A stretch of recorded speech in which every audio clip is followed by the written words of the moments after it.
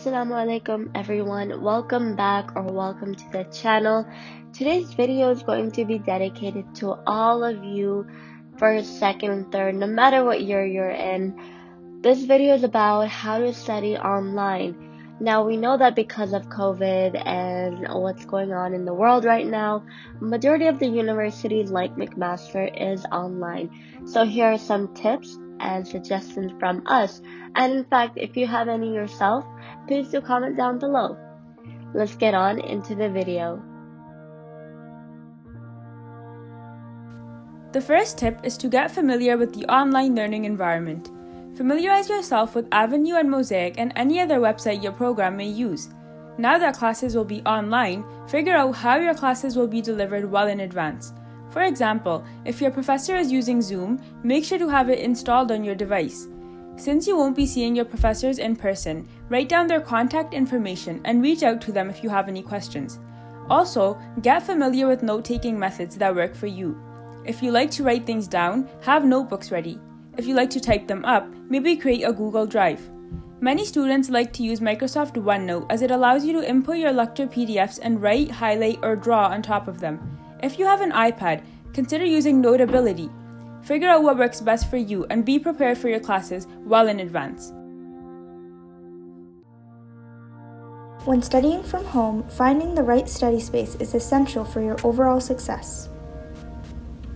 Creating that space means cleaning up your surroundings and having your study area be organized and efficient for when you get to work. If you're working in your room, try your best not to work on your bed. A lot of us will fall into this trap when studying from home, but 99% of the time, it will only lead to Netflixing or getting too tired and falling asleep.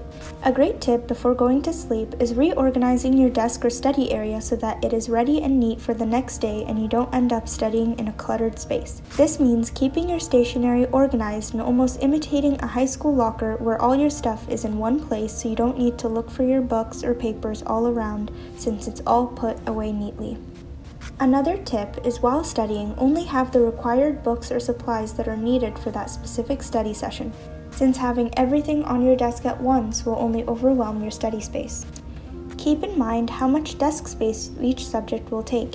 You'll notice that some classes will only require a laptop while others will create a pile of books on your desk, so make sure you are prepared for the space needed.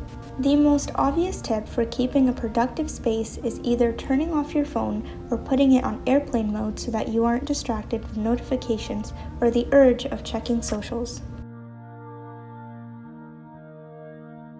The next tip is to manage your time wisely. When going to university, a lot of time in your day can get used up in commuting, walking between classes, hanging out with friends, and getting food. Now that you will be at home, you'll find that you will have much more time on your hands. This time is very valuable, and try to make the best use of it. Set goals for each day and create a reasonable schedule to keep yourself on track.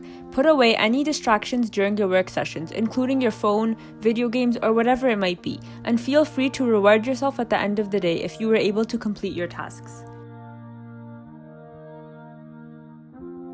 Please do remember that if you're not much of a schedule person, do not go hard in the beginning of the school year. This is because there can be a possible relapse of your old habits.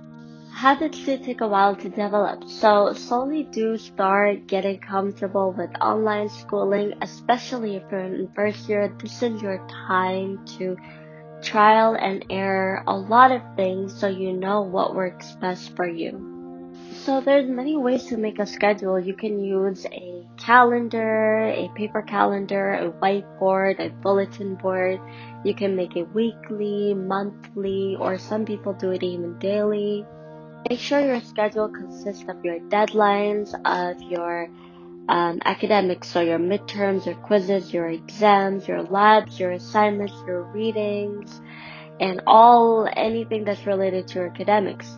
And then when it goes to your clubs or activities that you're going to do, like maybe the MSA, make sure it consists of your meetings and other events that you want to join and that you're probably going to help host. Please do not be discouraged if your schedule somehow shifts in the middle of the term. This happens always and it's completely normal. If you're on top of your things from the start, you're most likely to not fall that behind at all.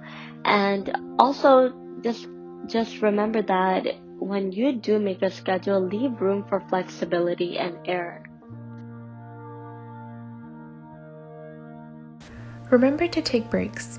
Step out of your room and pause from studying every 1 to 2 hours to go and pray, spend some time with your family, read a book, watch a little bit of TV, step outside and get some exercise, because your brain does have a capacity, and if you just sit at your desk studying for hours, at some point your brain will just stop digesting information and feel exhausted. Trust me, when you come back to your work refreshed, you'll be much more productive.